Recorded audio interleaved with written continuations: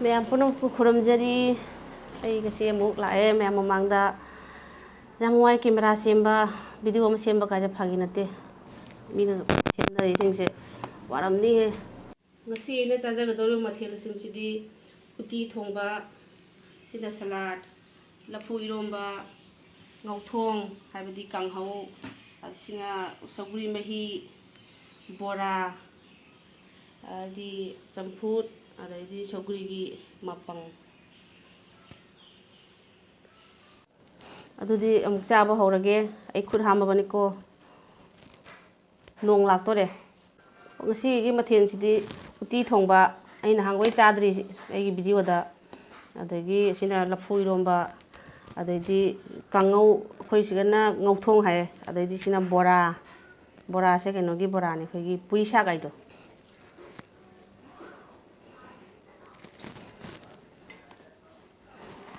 ꯎꯇꯤ ꯊꯣꯡꯕ ꯀꯨꯏꯔꯦ ꯆꯥꯗꯕ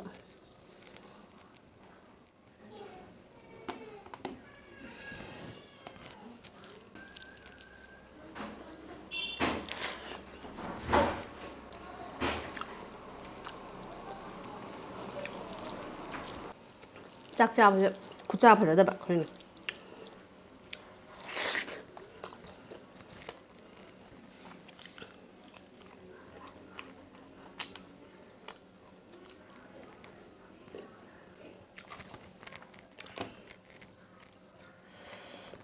ꯄꯦꯔꯨꯛ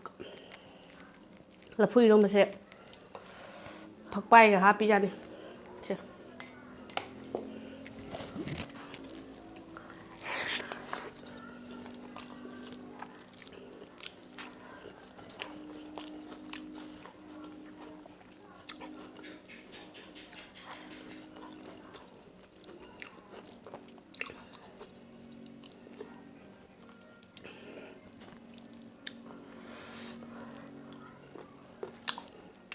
ꯅꯍꯥꯟꯋꯥꯏ ꯑꯩꯈꯣꯏꯅ ꯌꯨꯝꯗ ꯑꯉꯥꯡ ꯑꯣꯏꯔꯤꯉꯩꯗ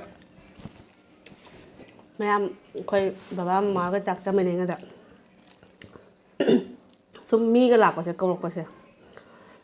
ꯃꯤꯗꯣ ꯆꯪꯉꯛꯑꯅꯤꯅ ꯏꯀꯥꯏꯗꯅ ꯑꯩꯅ ꯆꯥꯛ ꯄꯨꯈꯝꯒꯗꯤ ꯂꯪꯊꯣꯛꯑ ꯆꯦꯜꯂꯤꯕ ꯑꯗꯨꯒ ꯑꯩꯅ ꯍꯧꯖꯤꯛ ꯌꯨꯇꯨꯕꯇ ꯆꯥꯛ ꯆꯥꯕꯅꯤ ꯀꯥꯏꯅ ꯇꯧꯋꯦ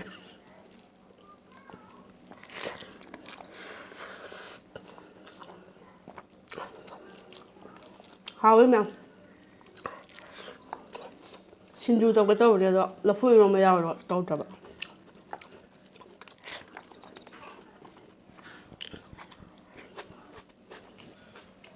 ꯑꯗꯨꯅ ꯁꯧꯒ꯭ꯔꯤꯅꯦ ꯃꯍꯤꯗꯣ ꯑꯩꯅ ꯀꯞꯇ ꯊꯛꯄ ꯅꯨꯡꯉꯥꯏꯅꯕ ꯍꯥꯞꯆꯟꯕ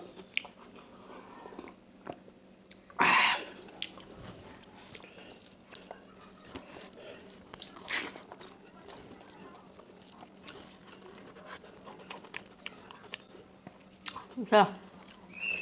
스키 거, 캡시컴 거 먹어 이거 봐. 나는 이거 하우야.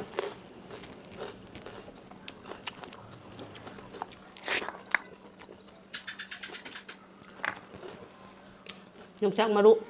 먹까 마루다. 마루 마꾸가 먹는 게 아프다.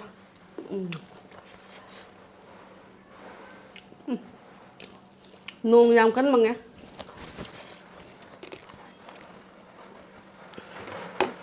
hơi buộc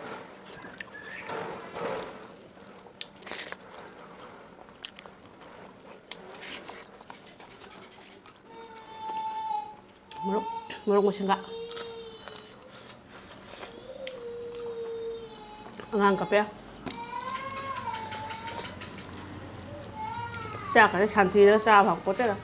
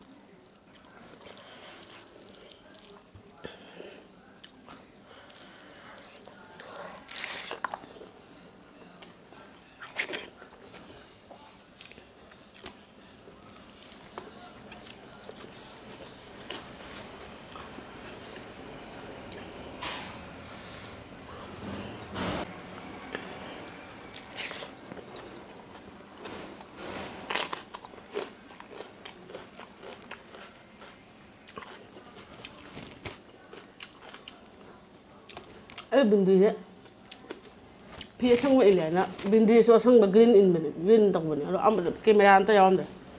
ꯑꯃꯨꯕ ꯑꯣꯏꯅ ꯎꯔꯦ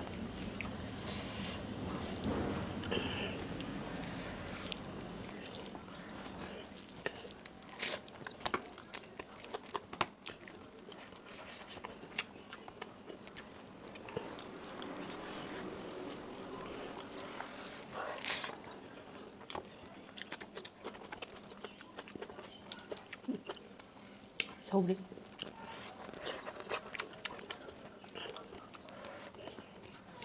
무슨 꼴 바뀌었어? 서울이 매니저 이렇게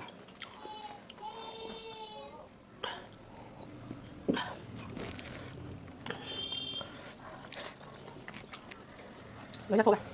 얌이 얌 짝세 라푸 이러면서 꼬이래 짜는 거이나 라푸 이러면 거 뭐라 하자 아니나 시당 짜는 거네 봐 라스트도 떠오르게 라푸 이러면 거 뭐라 하가 cái nông bò đà này, xem, cái nông miếng rồi, xí mà nào xem, cái câu xem, coi đi pui sắc, xí cái bò đà,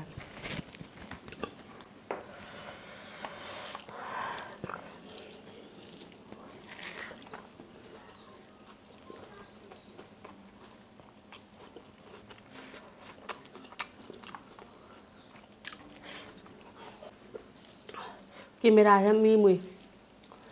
빈디에 상만 모으더니 어디 가요 칸요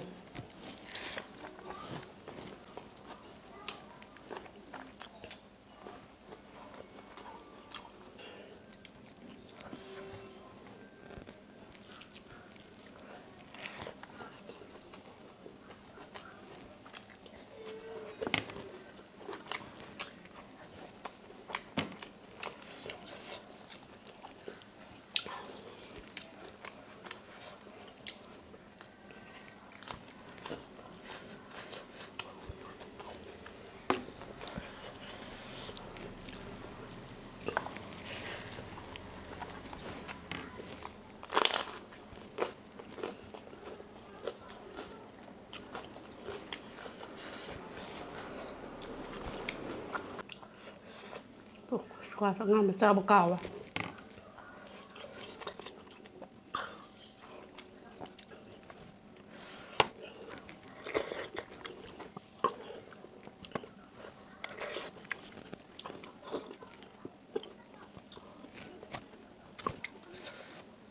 ꯑꯗꯨꯗꯤ ꯃꯌꯥꯝ ꯉꯁꯤꯒꯤ ꯑꯣꯏꯅꯗꯤ ꯆꯥꯕ ꯂꯣꯏꯔꯦ ꯑꯗꯨ ꯑꯩꯒꯤ ꯆꯦꯅꯦꯜꯁꯤꯕꯨ ꯂꯥꯏꯛ ꯁꯤꯌꯔ ꯁꯕꯁꯀ꯭ꯔꯥꯏꯕ ꯇꯧꯕ ꯀꯥꯏꯕꯤꯒꯅꯨ ꯃꯌꯥꯝꯒꯤ ꯁꯞꯄꯣꯔꯠ ꯑꯩꯈꯣꯏꯁꯨ ꯑꯃꯨꯛꯇꯪ ꯃꯥꯡ ꯊꯥꯅ ꯆꯪꯁꯤꯟꯕ ꯉꯝꯕ꯭ꯔꯥ ꯌꯦꯡꯒꯦ ꯃꯌꯥꯝꯕꯨꯁꯨ ꯁꯣꯏꯗꯅ ꯁꯞꯄꯣꯔꯠ ꯇꯧꯖꯒꯅꯤ ꯕꯥꯏ ꯕꯥꯏ